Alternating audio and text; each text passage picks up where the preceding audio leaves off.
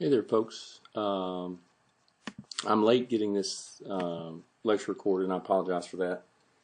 But we'll try to do best we can. Um, Before I begin, what I've decided to do, and first time I've gone through this book, and it's organized a little differently than I'm used to. So I think we're going to do about one more day of divisibility, then move on.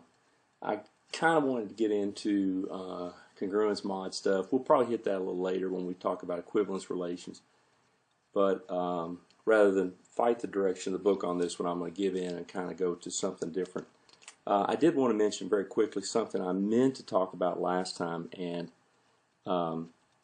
it slipped my mind. I mentioned it in class, and it goes back to, this was a part of some of the homework from last time, but I just want to make sure we touch on it.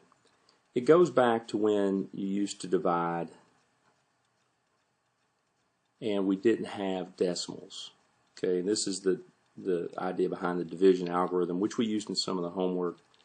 And of course here, b cannot be 0 for obvious reasons. The way we used to do this is we used to get a whole number quotient, and then you would have a remainder. Right, and then eventually you learned with fractions, you learned that, well, what that remainder represents is a fractional part of the thing you're dividing by.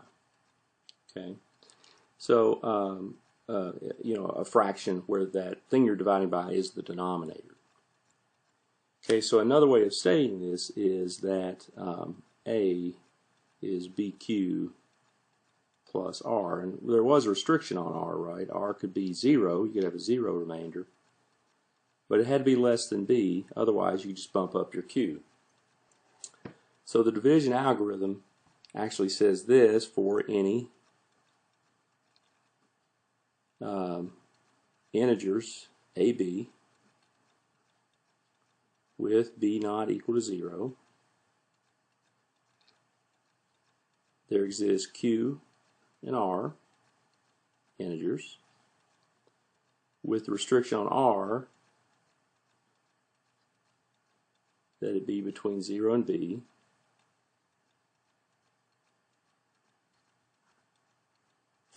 such that A equals BQ plus R. And that was the division algorithm. That was actually in use in some of the homework problems we did, and may pop up again in the next one, but I don't think so. What we're going to talk about in this next little section here, and it's section 3.3, no, I'm sorry, 3.4, let me get to the right place,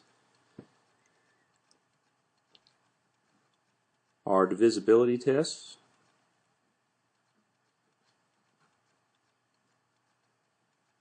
Which are kind of a nice, let me do a little underlining, nice little bit of number theory that is quite useful even in a day when you've got computers and things like that. I think these are still nice ideas. You're probably familiar with things of being able to look at a number and tell if it's divisible by 2, if it's divisible by 3, divisible by 4, and so on.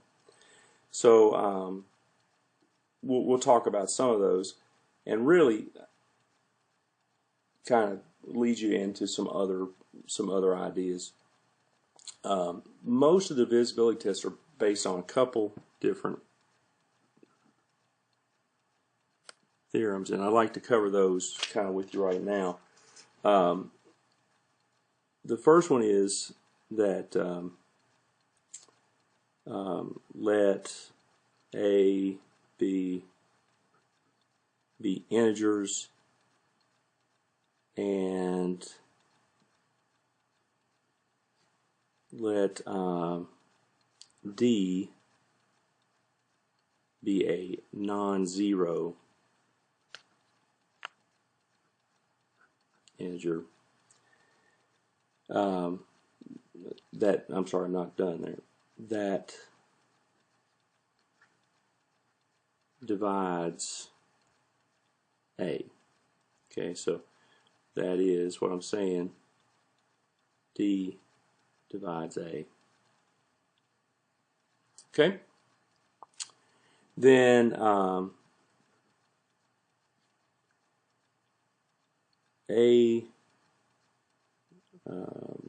let me say it with the notation. Then D divides A plus B if and only if D divides B as well. Okay, so make sure you understand what I'm talking about. This D that I'm talking about divides part of the sum. The only way it's going to divide the sum is if it divides this, and if it divides the sum, it will divide that. Okay, so let's set about proving that. This is a fairly standard thing.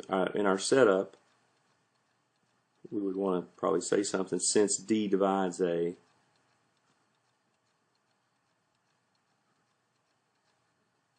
then there exists integer, I don't know, K,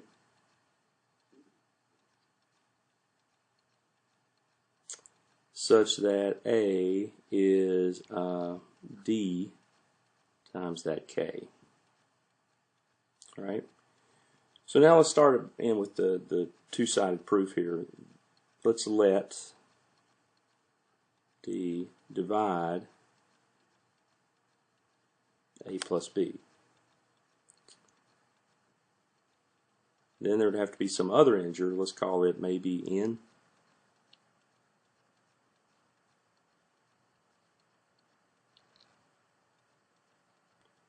Is dn. Okay? Then, and this is where we can do a little bit of arithmetic, we know this about A, so that means that dk plus B is dn, and that means, I can bring this over, B is equal to dn minus dk, which I can factor out the d, right? So my last statement on this one would be, since n minus k is an integer,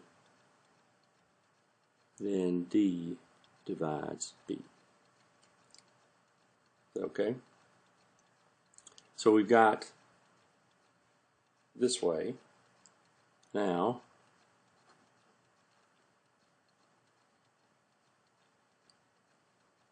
D divide B. Okay? Then there exists, and we can reuse N.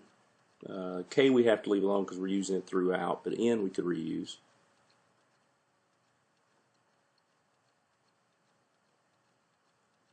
Such that B is dn. Then A plus B is, A is this, dk. B is this, dn, and I can factor the d out of that, k plus n.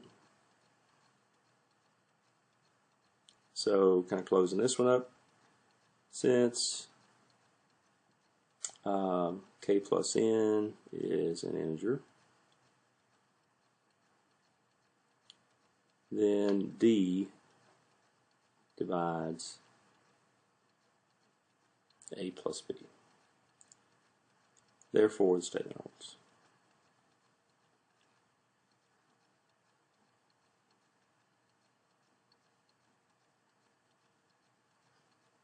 Put a little box out there. That's going to help us in a number of ways. I mean, really, when you think about divisibility by 2, by 5, by 10, things like this, this basically explains it. Now, I do want to introduce some notation using your book that's quite helpful.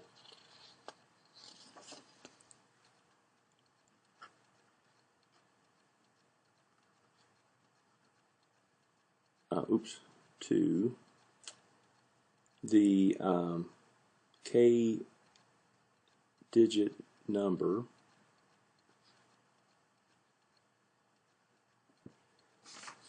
with D0 in the ones position, D1 in the tens position, D2 in the hundreds position, and so on, with the notation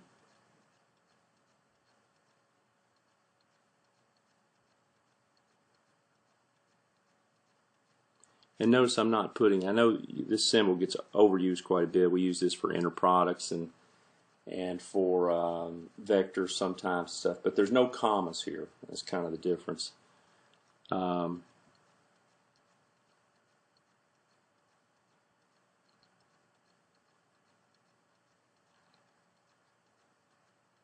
Okay.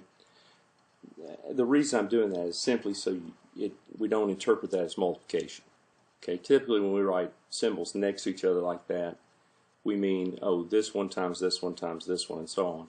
And that's not what I'm saying. I'm saying that this would be the ones digit of a k-digit number, the tens digit, the hundreds digit, and so on. Okay. The book uses notation, and I like it. It's a good way of saying, you know, suspend those multiplication rules for the moment while we're working with this. So this actually works with, you know, this is a good way of showing why the divisibility test for, like, for example, 2 and 5 and 10 work. Okay, is using the proof that we just talked about. In fact, I think I can prove that for you real quick. Oops, I stated before I prove it. Theorem.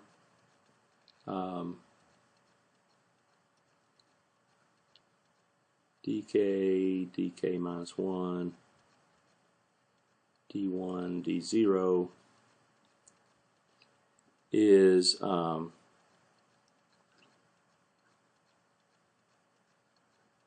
divisible by which one you want to do? 5. If and only if d0 is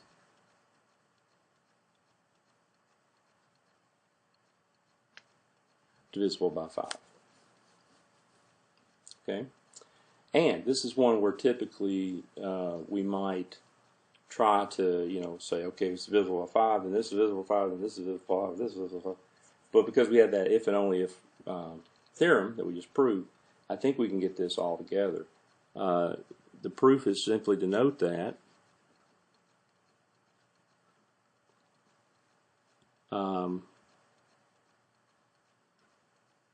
dk minus 1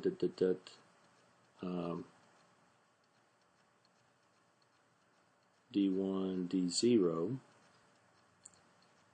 is going to be this same number, but we can pull this out, right? It would be dk minus 1 d1 and then a 0 plus the d0. Okay, and in this part right here, this is 10 times, and then just take that 0 off. dk minus 1 down to d2 d1. Okay,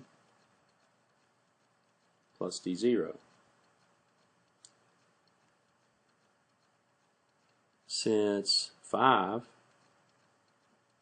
divides 10, then we know that 5 would divide 10 times all of that.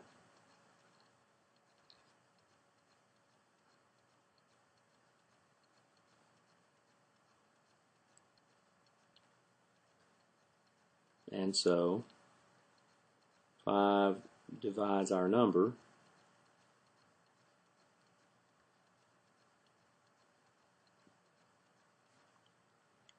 If and only if 5 divides D0. And that's it. You can do the same thing with 2. You can do the same thing with 10, right? You can actually do the same thing with 4 if you pull out the last 2 digits, right? Because 10 is not divisible by 4, but 100 is.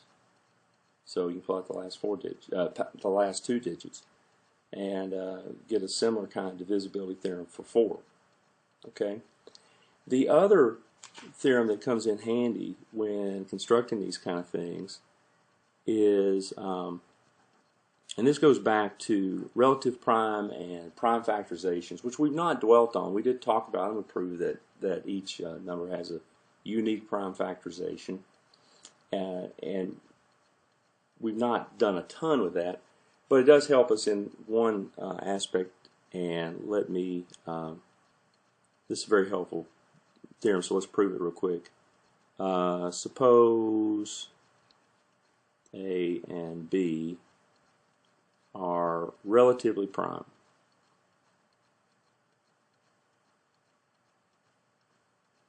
Which means there's no prime number that divides both of them. They share no prime factors, in other words. Okay. Then I'm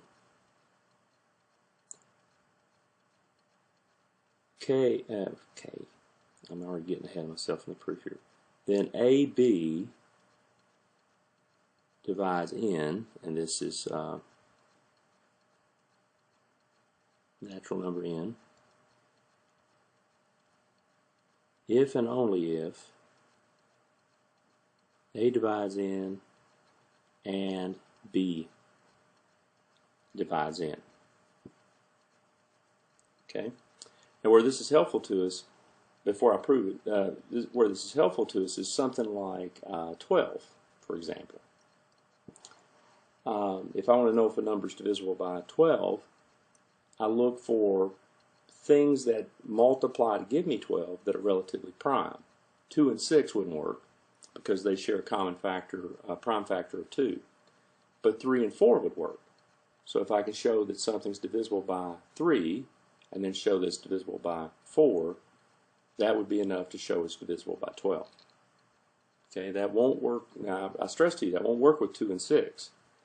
Right? Good example is what? 18. 18 is divisible by 2. 18 is divisible by 6. It's not divisible by 12. Okay? All right. So let's prove this. So we're taking into account that A and B are relatively prime.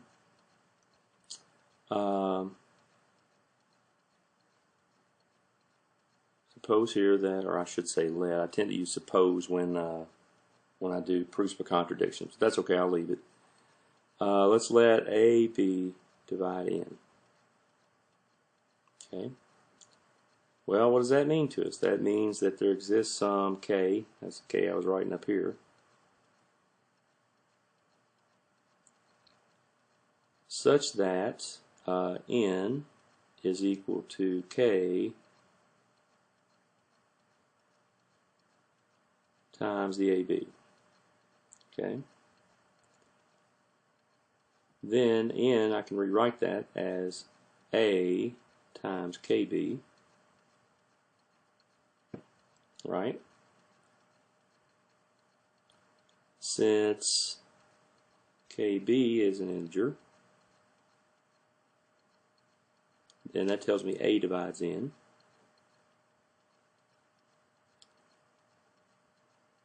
I can also write this as N equals B times KA, right?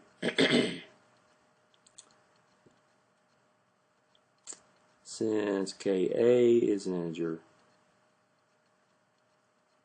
then B divides N. So I've actually proven it this way, and that's perhaps the easy way to show.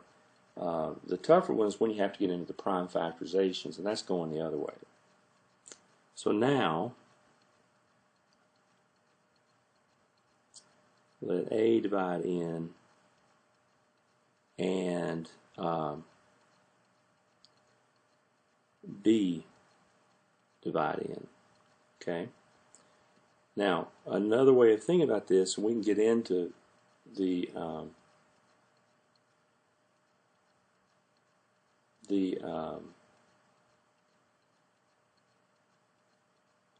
yeah, I don't know if I want to get into the K's and the stuff with this. What this really means, since A divides N, then N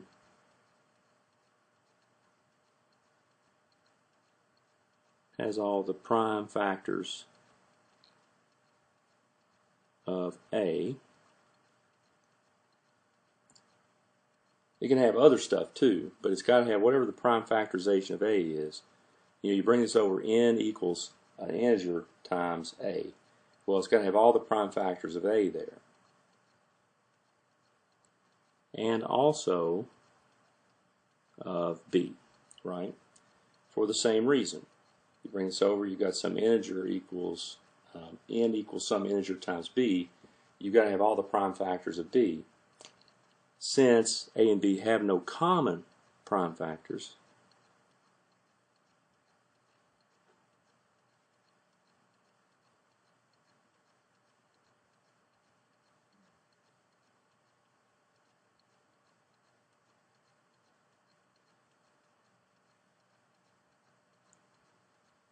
then N has all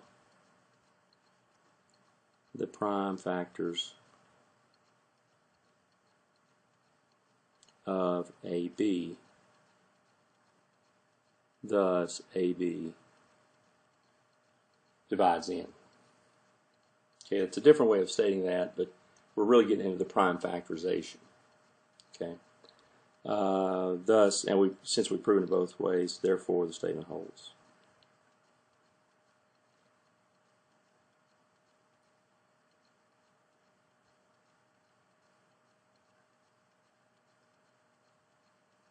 Okay, so that's actually going to be kind of useful to us as well in developing, like 12, and I think I actually did one of your homework problems. Sorry about that. It's okay. It's okay. But what I'm going to do at this stage of the game is actually kind of turn you loose.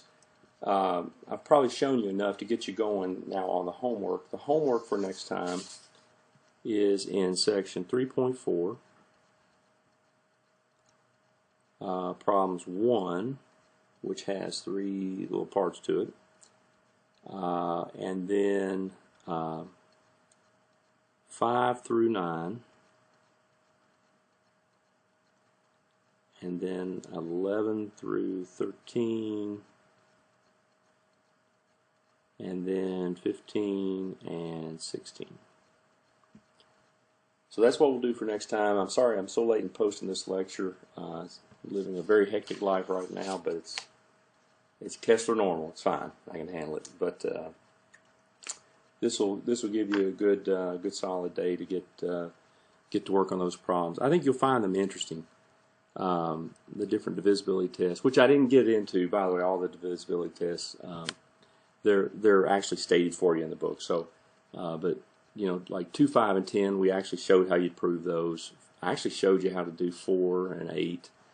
And some others too, and then things like 6, well, divisibility by 2, divisibility by 3, using that last theorem gives you divisibility by 6. So you've got the tools you need actually to go through and do this kind of work.